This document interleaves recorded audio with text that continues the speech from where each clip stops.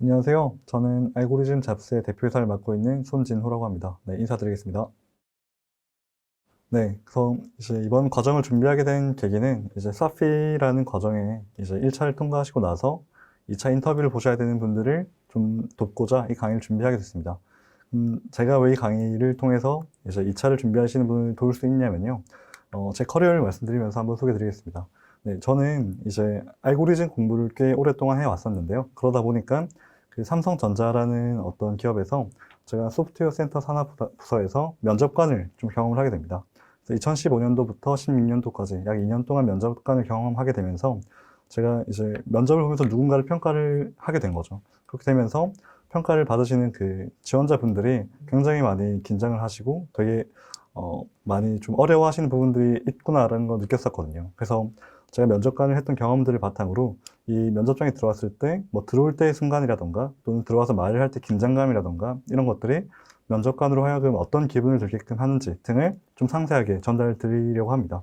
그래서 그 2차 대비가 생각보다 많은 것들을 하셔야 돼요. 그 1차 하실 때 온라인에서 시험 봤던 것뿐만 아니라 그 비슷한 유형들을 2차 때 오프라인에서 푸셔야 되거든요. 그래서 1차 때 하셨던 시험 결과와 2차 때 풀었던 소프트 적성 진단의 결과가 크게 되면은 이제 부정행위로 간주받을 수가 있습니다. 그래서 그런 것들을 저희가 좀 잘 도와드리고자 이제 이런 그 2차 대비를 할 수 있는 인터뷰와 그리고 그 오프라인 CT 문제들을 도와드릴 수 있는 과정을 준비하게 되었습니다.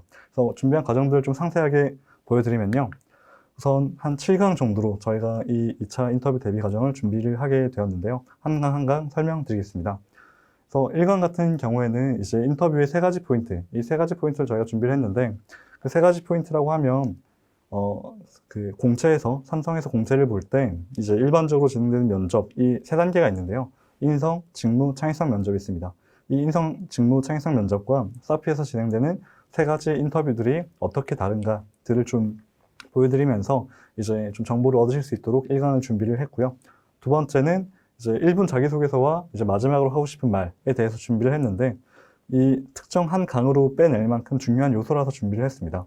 그래서 처음 그 면접장에 들어가서 면접관 분들을 뵙고 처음 하게 되는 이제 말씀이 1분 자기소개서고요. 그리고 마지막으로 하게 되는 말씀이 당연히 마지막으로 하고 싶은 말인데 이 자체가 어떤 의미를 가지는지 어떤 걸 보고자 함인지를 말씀드리면서 보다 더 중요시하고 더 이제 잘 준비할 수 있도록 이제 2강을 준비를 했습니다.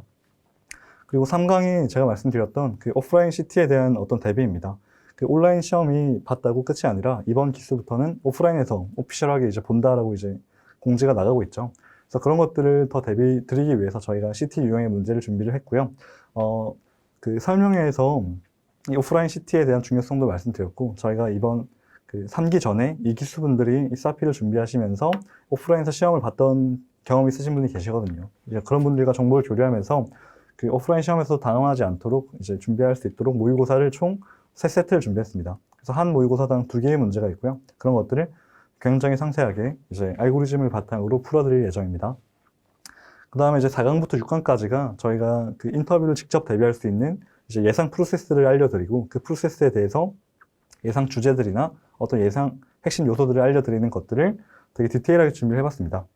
그래서 4강 같은 경우가 기술 인터뷰, 그 다음에 이제 5강 같은 경우가 스토리텔링 인터뷰. 되게 생소하시죠? 이제 보통 면접에서 스토리텔링 면접을 본다던가 그런 식의 용어를 쓰진 않는데 그 이번에 진행됐던 사피 설명회에서 공개 설명회에서 이제 면접을 스토리텔링 형식으로 볼 것이다. 이런 요소를 볼 것이다. 이런 것들을 실제 담당자분께서 말씀 주신 게 있어요. 그래서 그런 것들을 바탕으로 저희가 좀 준비를 해봤고요. 그 6강 같은 경우에는 이제 어떻게 보면 가장 중요할 수 있는 인성 인터뷰죠.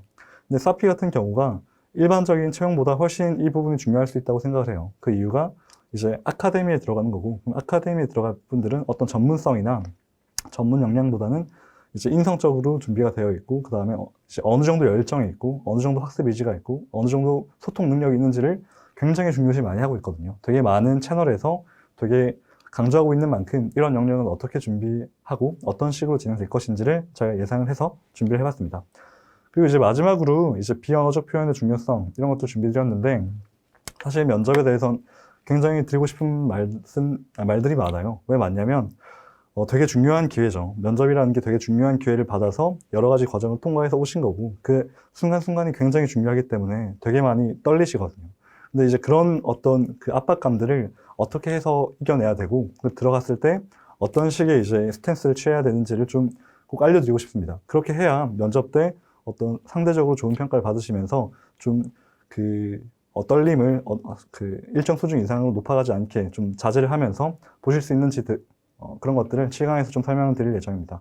그래서 면접에 대해서는 이제 그 면접관이라는 어떤 경험을 하게 되면서 사실 되게 유쾌했던 순간보다 좀 안쓰럽고 걱정이 되었던 순간들이 더 많습니다. 그래서 그런 것들을 좀 이제 이 강의를 들으시는 분들은 그런 어떤 난처함에 이제 노출되지 않도록 최대한 신경 써서 준비했으니까요. 네, 본 과정에서 찾아뵙겠습니다. 네, 감사합니다.